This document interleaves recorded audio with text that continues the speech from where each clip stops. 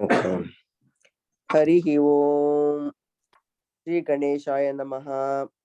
Shuklam Baradaram Vishnum Shashivarnam Chaturbhujam Prasannavadanam Dhyayet Sarva Vignopashantaye. Guru Brahma Guru Vishnu Guru Devo Maheshwaraha Guru Sakshat Parabrahma Tasmai Shri Guruve Namaha. Narayanam Suragurum Jagadekanatham Bhaktaptiyam Sakala Loka Namaskritancha Traigunya Varjitam Ajam Vibhumadhyamisham Vande Bhavagnyam Amarasura Siddhavandyam Narayanam Namaskritya Naranchaiva Narottamam Devim Saraswatim Vyasam Tato Jayamudirayet. Om. Thank you, Dr. Amrita. Thank you. Thank you. Honored.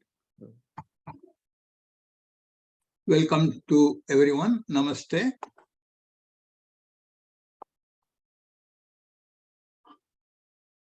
As we just briefly recall, Sage Vaishampayana is narrating the story of Mahabharata to King Janamejaya in his court. The same story is heard by Suta Puranikaro in that place, and he comes to Naimisharanya, which is a huge university at that time in northern India at that time, and he is telling all the students and university students, fellows, and all the invitees there. There's like a world broadcast to Shaunaka is the chancellor of that place at that time. So he's telling the story there, and that has come from generation to generation. And today we are narrating that story. Just to recapitulate, in the last class, Bakasura Vadha happened by Bhima in Ekachakra Nagara. After that, they left the town on the way to Drupada's place for Draupadi Swayamvara. And on the way, Chitrasena stops them, and Arjuna fights with him and wins him over. And then Chitrasena surrenders to him and tells him why he stopped him. Because he had no leader as a guru.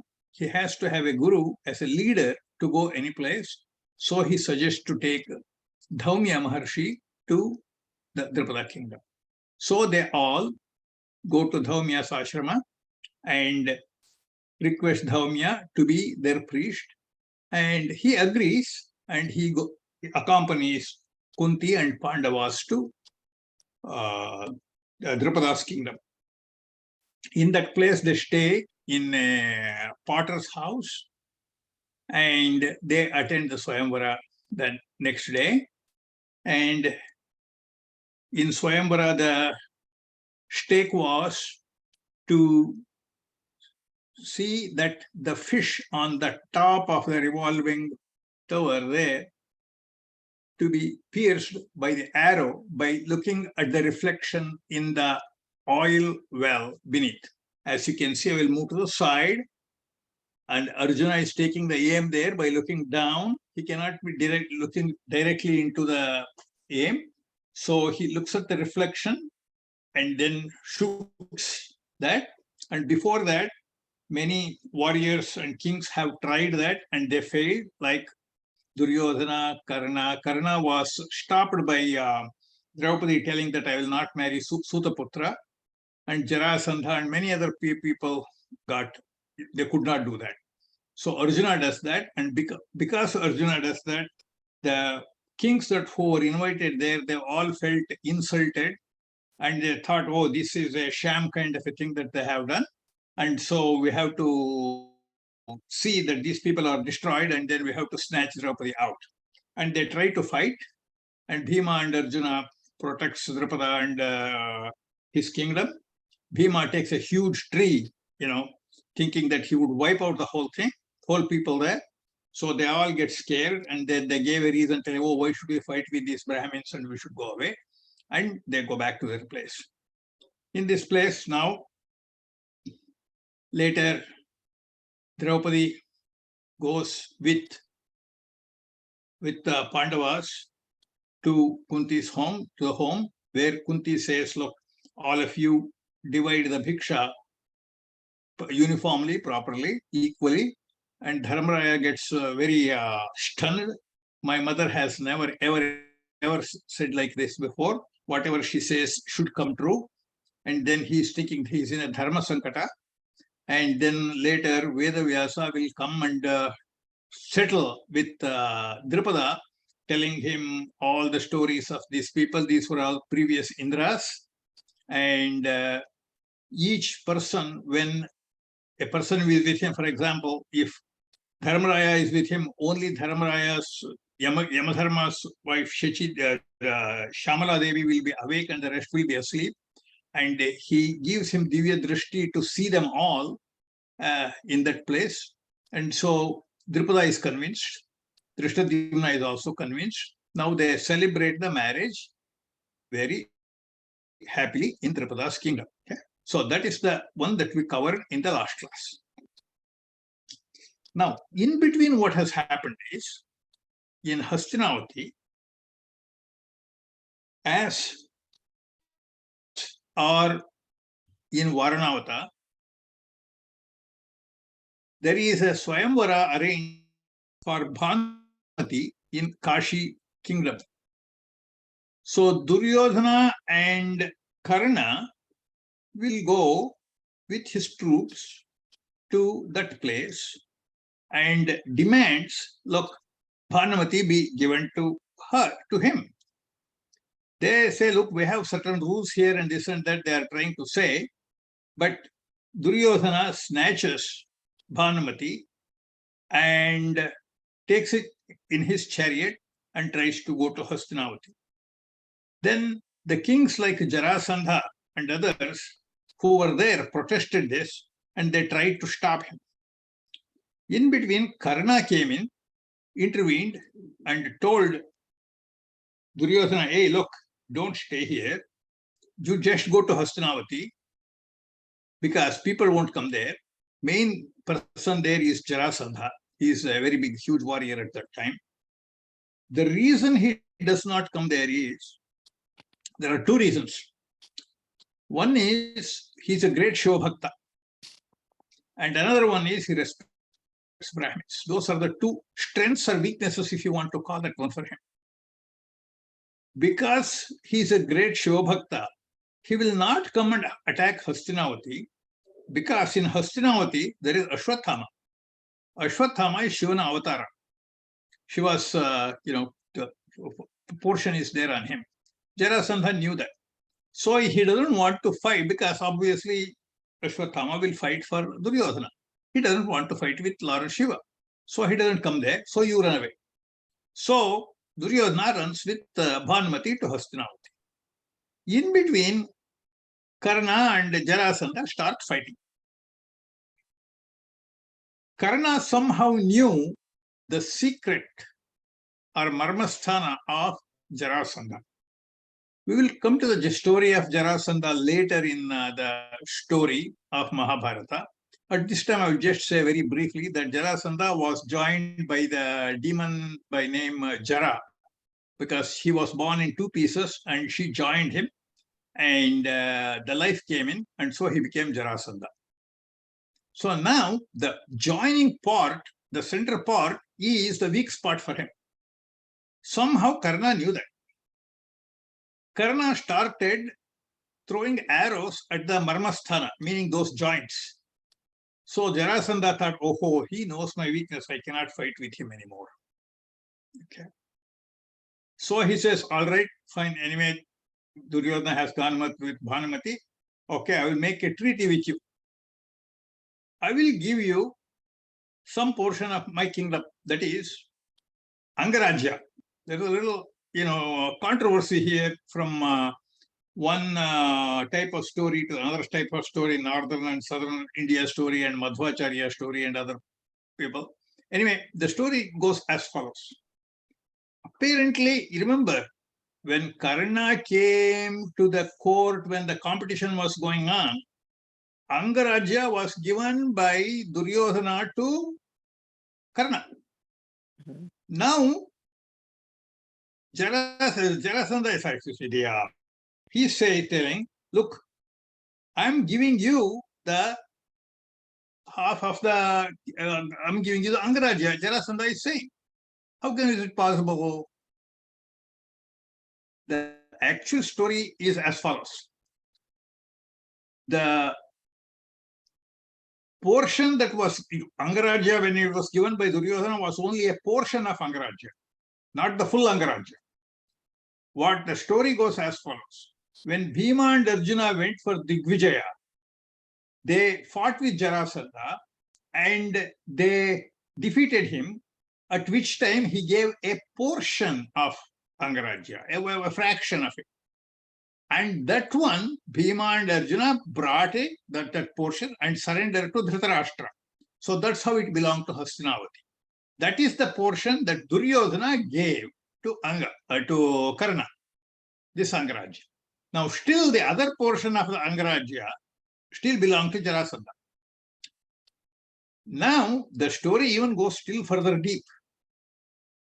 Apparently, Karna's stepfather or one who took care of him, Dasharatha, his forefathers owned that Angarajya. And Jarasandha forcibly took that kingdom away from that Dasharatha. So that Angarajya belonged to Jarasandha. So Jarasandha is telling, look, now actually genuinely this belongs to you. You mean your, Sakatande, that is the one who took care of you. So I'm going to give you the whole thing back to you. So now Karna became the king of the whole Angarajya. So that is the story behind that. Now he made the treaty and Karna comes back to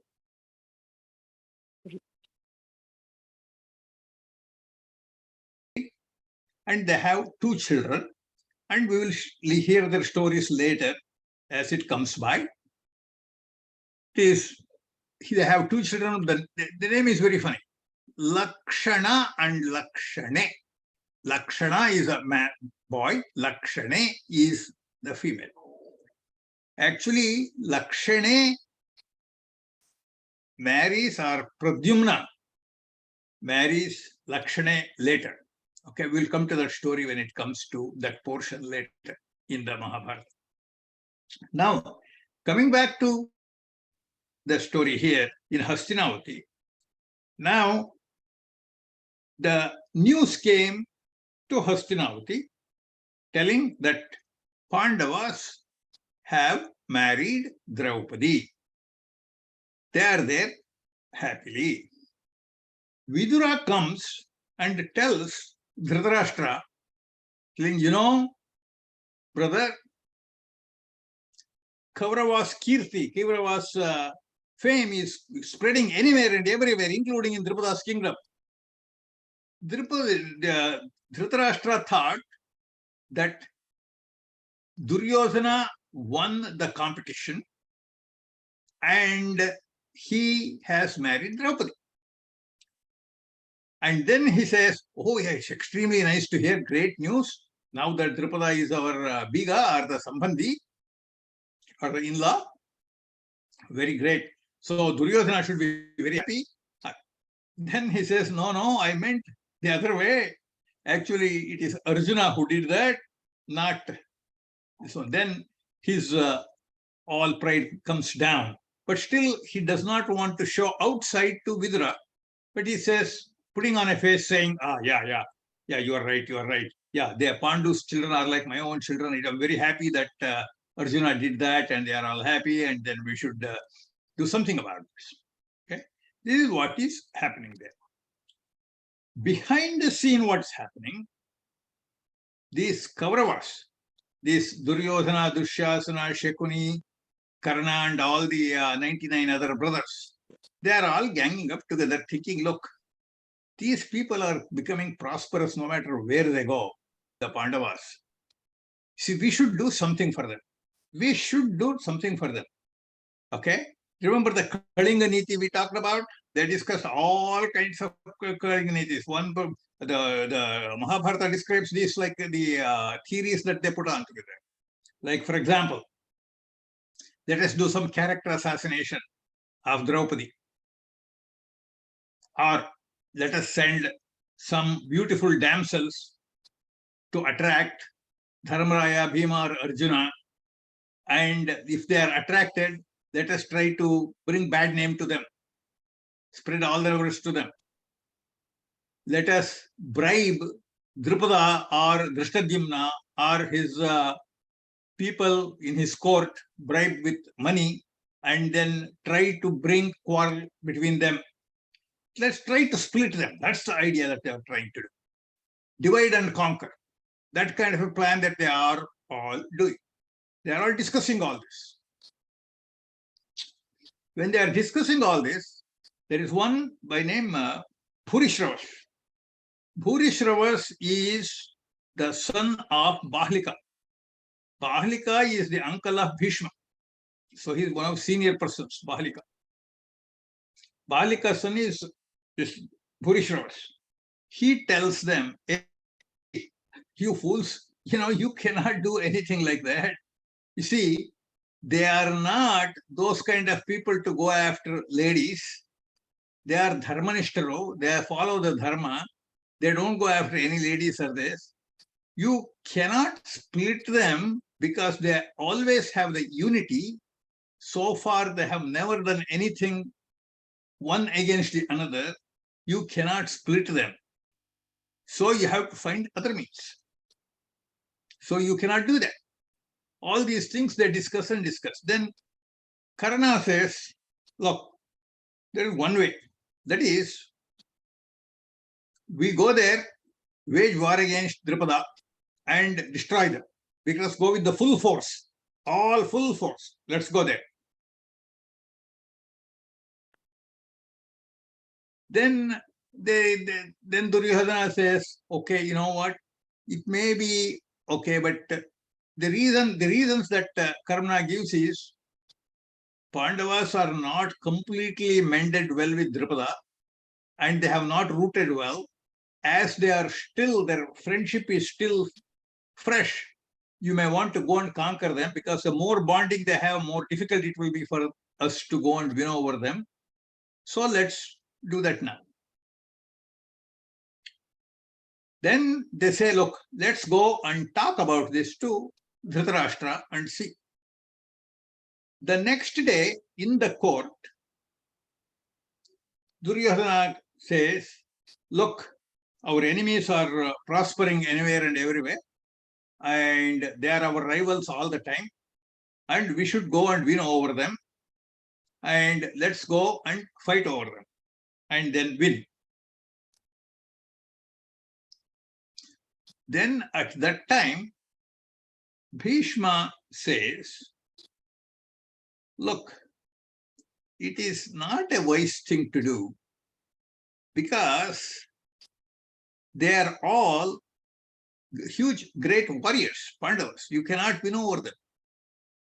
The two with the troops of Drupada, it is not easy to go and win. Just now, you went there and you got defeated and you all came back. Now, I tell you something. Since the Varanavata story that has happened, I am disgusted to see Duryodhana's face because he is the root cause for all this.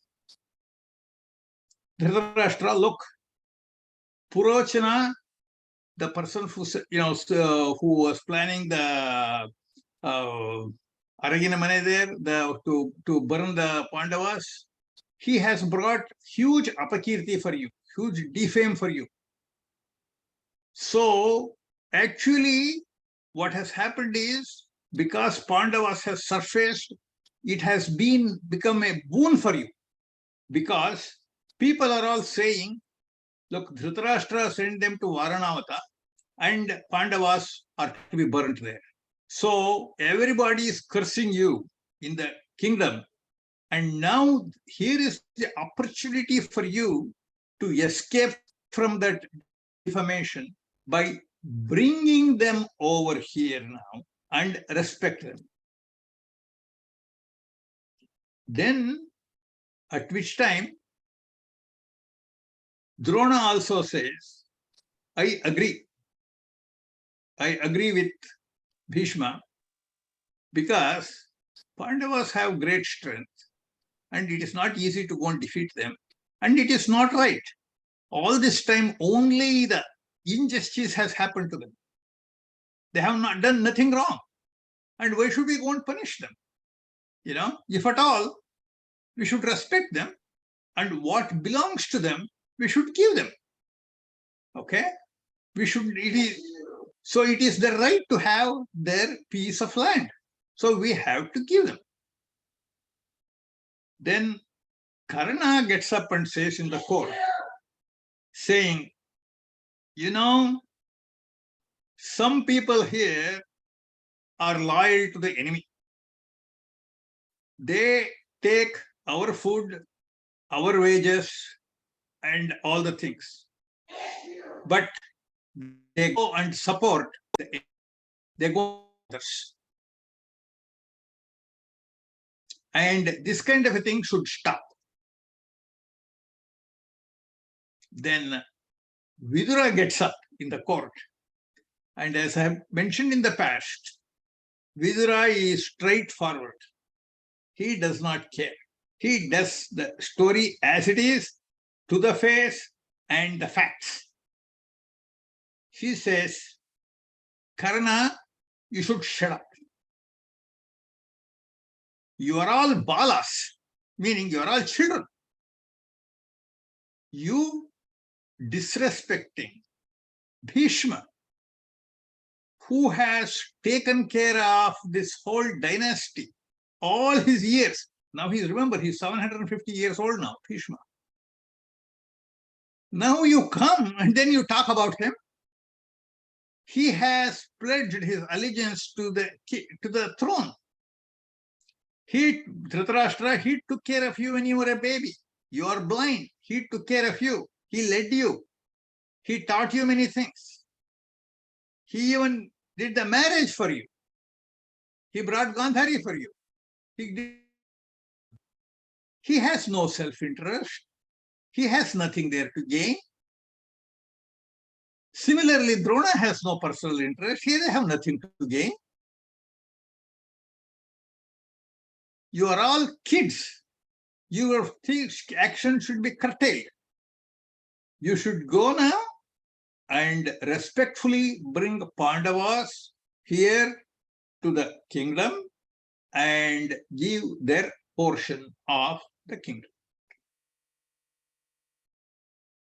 Now Dhritarashtra is shaken because Vidura is telling the facts.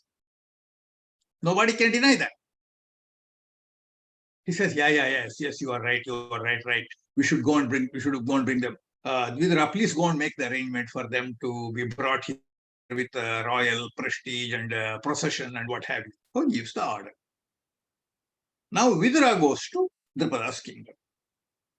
Now, actually, Duryodhana, Dushasana, et al., these guys are really complaining, oh God, all the plans we had, all the things we had, all went away. What should we do? What should we do? So they are all grumbling there at that.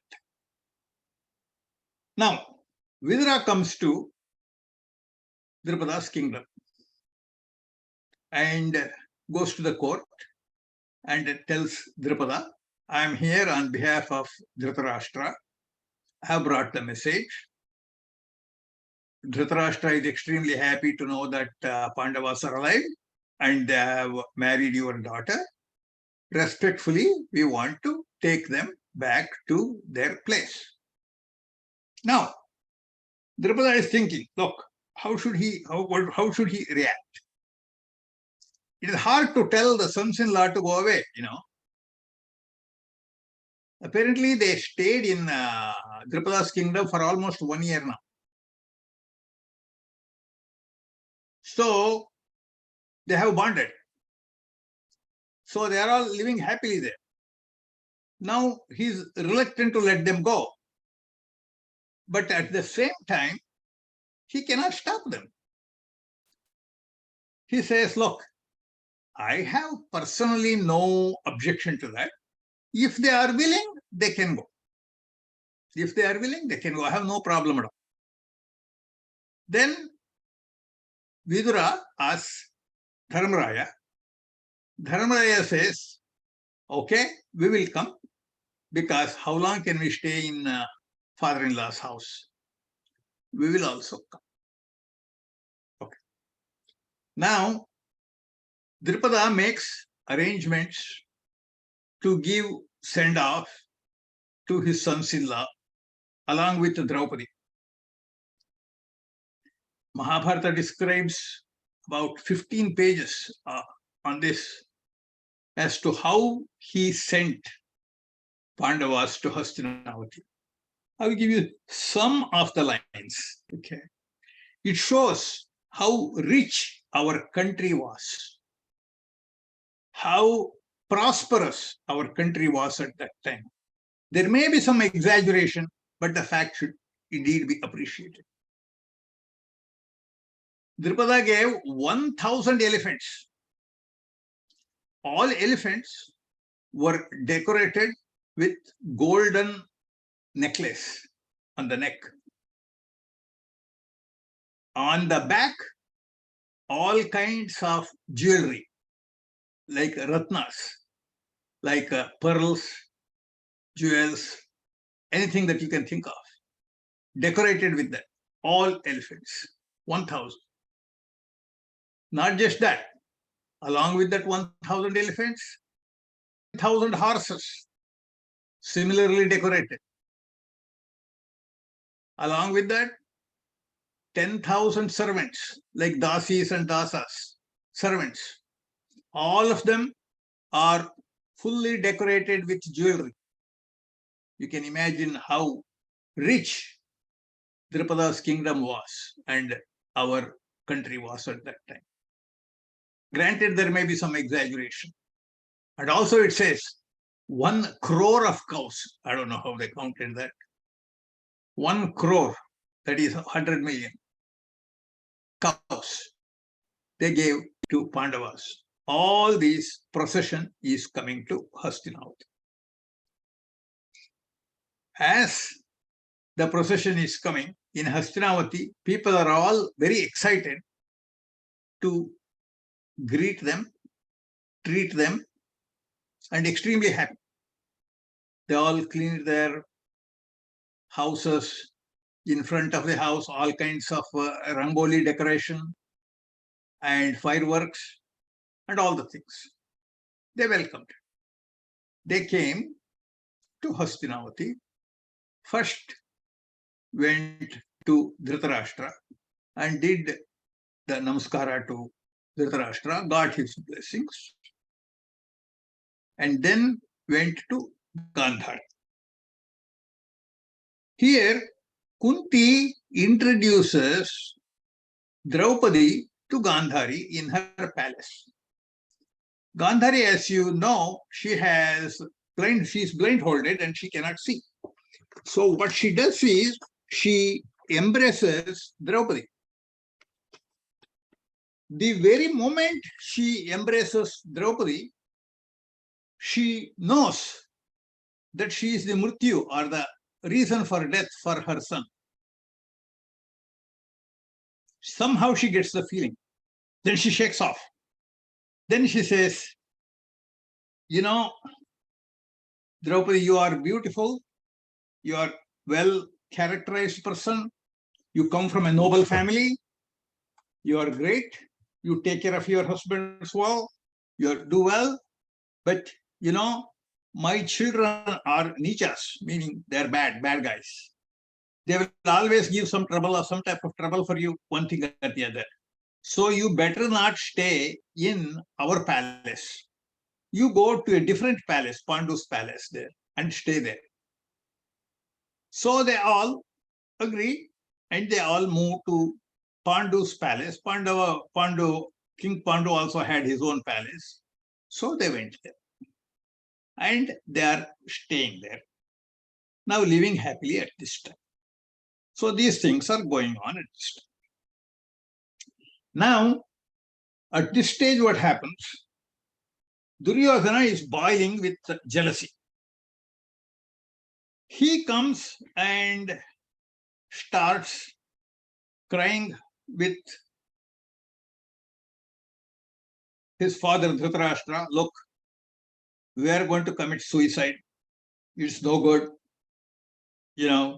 Our enemies are prospering and we do not have our own thing. You have done Yuvaraja Pattabhisheka to Dharmaraya already.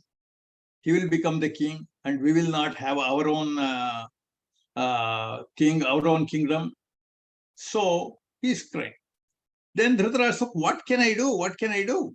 Then they say, look, it's all because of that Dasiputra Vidura. He tells you something and you always listen to him. So you should do something, you should do something. Then Dhritarashtra thinks, look, what's going on here? I should somehow separate these people. He thinks it is best to give some portion of the kingdom to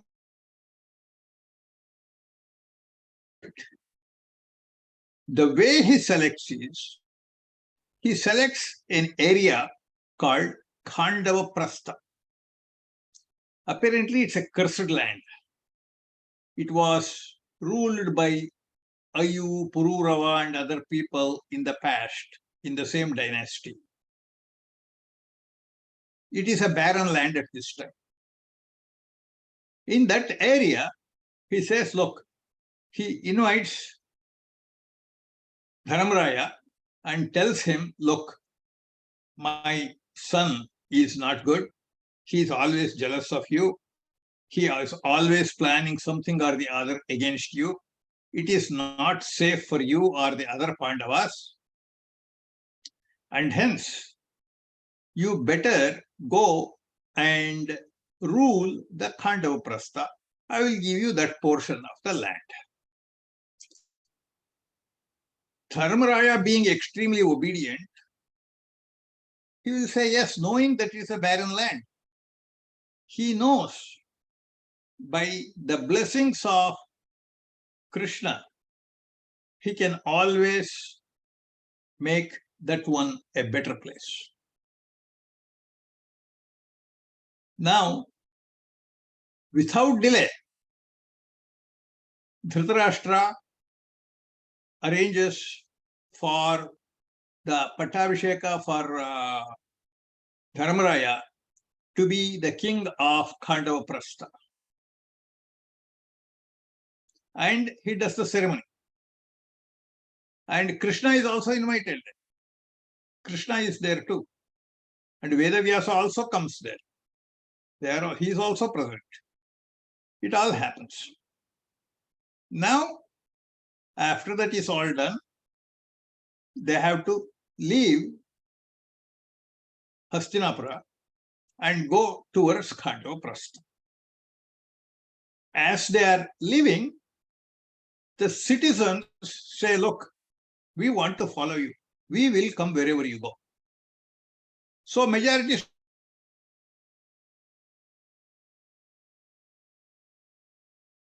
come.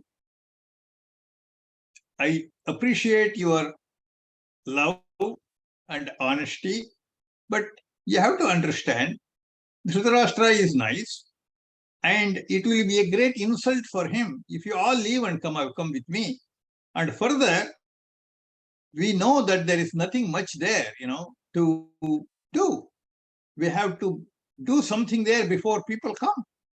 It is very extremely hard to survive. And so it's better you all stay here and be respectful to Dhritarashtra. So they all said, okay, all right, we will stay back. So they stayed back. So now, along with Krishna, Vedavyasa, and Dhaumya Maharshi, all these people, along with all Pandavas and Draupadi, they go towards Kandavaprastha. Now, Dharmaraya goes to Krishna and says, Krishna, it's your blessing for us now. Whatever you guide us, however you guide us, we will follow that. Krishna says, okay, we will make some arrangements to build the city from the beginning.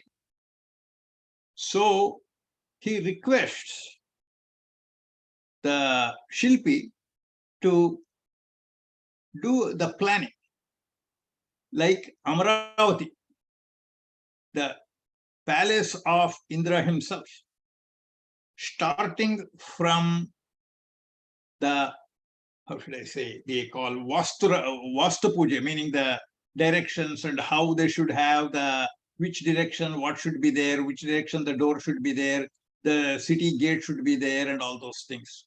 All these things are to be built. Now, Amar Shilpi is invited. He does the draft and they start building. By Krishna's blessings and by this Amar Shilpi, the city is being built. It is, Mahabharata describes in several pages as to how beautifully the city was built. There were gopuras, there were towers, watchtowers, there were stations for with canyons to fire the weapons to protect the area. There were moats around the city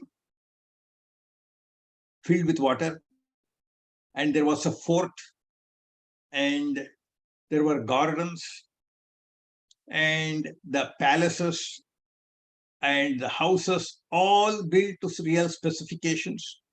The fountains, the auditoriums, the playhouses, all those things are described.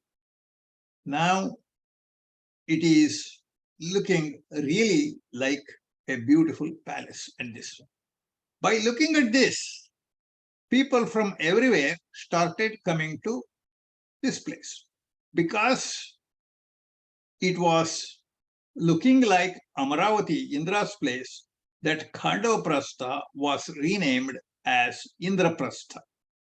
Prastha is current Delhi, New Delhi. So that's how the things happened there. Now, in the city, they are all, people are settling, new citizens are coming, they are all extremely happy. And then the administration, Mahabharata describes in several ways, several pages on this, how they were ruling. Dharmaraya was mainly in charge of yaga, yajna, and pujas and those kind of things.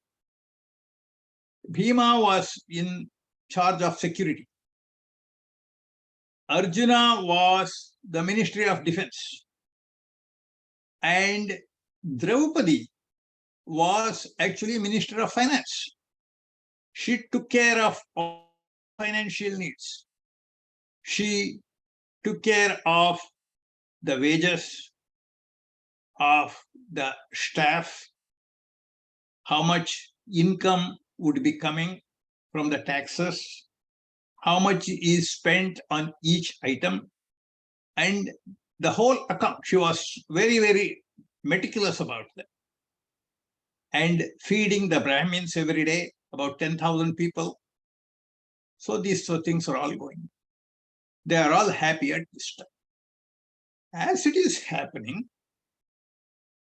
Narada Muni comes to Dharmaraya's place. Dharmaraya welcomes him, telling him, please welcome, great sage, our obedience to you, our namaskarams to you. So, what is the message you have for us? Then Narada says, look, I have been sent by Lord Brahma to give you some advice. What is the advice? Look, you are all married to one lady. It is natural at some time or the other, some difference may come, and you brothers may start fighting over something or the other. And so, I'm going to suggest something for you. What it is you should all make one treaty. each one spends 1 year with Draupadi. Take turns. 1 year Dharmaraya, 1 year Bhima, 1 year Arjuna, 1 year Nakula, 1 year Satyam, like that. In that way, you spend time with that person. In that way, there will be no fight for this reason. The reason being, he tells the story of Sunda and Upasunda. Some people might have heard this story already. Then Dharmaraya asks, look, what is this Sunda Upasunda story? Please tell me. Then Narada describes the following story. These Sunda or Upasunda are brothers, demons. They did tapas or penance to Lord Brahma, asking for amaratva, meaning they should never get death. Brahma says, no, amaratva is not possible. You ask anything else you want. Then they say, look, we should win over all the 3 lokas, Bhuloka, Patala Loka, Akash Loka. Then Brahma said, Tatastu. Then these demons became very reckless. They started winning over here and there and giving all kinds of problems to citizens, both in all 3 lokas. Because of the Brahma's boon, they started winning everyone. Then the problem came in. All devatas went to Brahma again and said, look, you read this to us about what is happening here, how should we solve it? Then he says, all right, we will have a plan. Then he summons the Amar Shilpi. Then he comes, Vishwakarma. Vishwakarma comes there and says, look, what can I do? Look, I want you to make a beautiful damsel, beautiful young lady who is very attractive. Okay? Never unmatched beauty should be there. Take a tila, means like a small mustard seed. Take the seed, that portion from all the devatas, from all good people, and put that one together and make a form, and I will give life to it. That's how Vishwakarma Tila Uttama. She made Tilottama. She was beautiful, attracted by anyone. Anybody who saw her should be attracted. That's how she was. Brahma gives life to her. Okay, you go to Sunda and Upasunda and see what happens. So, Tilottama with life will come to Sunda and Upasunda. And the very moment Sunda, the elder brother, sees her, she goes and holds her right hand. Think, she is my wife. So she's beautiful, she's my wife. And at the same time, Upasunda sees her too, and she should be my wife and I am attracted to her. She goes holds her left. They start pulling each other. Then Tilottama, stop, what's going on? Why? They say, look, they start arguing. Then the elder brother says, look, I want to marry her. She is like your mother now because she is your sister-in-law. So you should respect her and then don't do anything. So I will marry her. Then Upasunda says, no, it's not that way. I came here and touched her left hand first. So she is like your daughter. So you should respect her and you should let go. Both of them started arguing. At last they started arguing and they fought with each other and they both died from each other. So that's the story of Sunda and Upasunda. So Narada Maharshi is telling, look, this kind of a thing should not happen to you, brothers. That's how Brahma has sent me the message through me to you to follow this route. Dharmaraya immediately agreed and all the brothers agreed, okay, we will make this treaty. Okay, that treaty happened, and then from then on, Dharamraya stayed for 1 year. Like that, it went on like that. That's the agreement the arrangement had.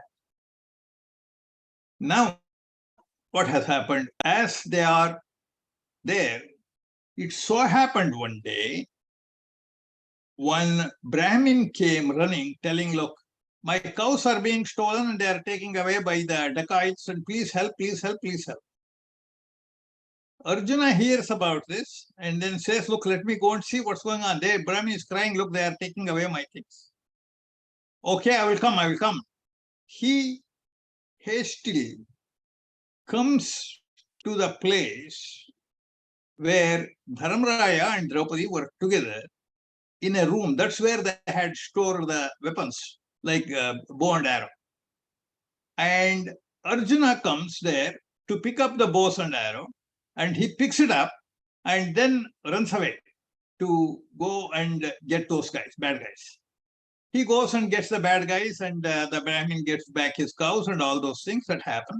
And then when he comes back here, now the rule is,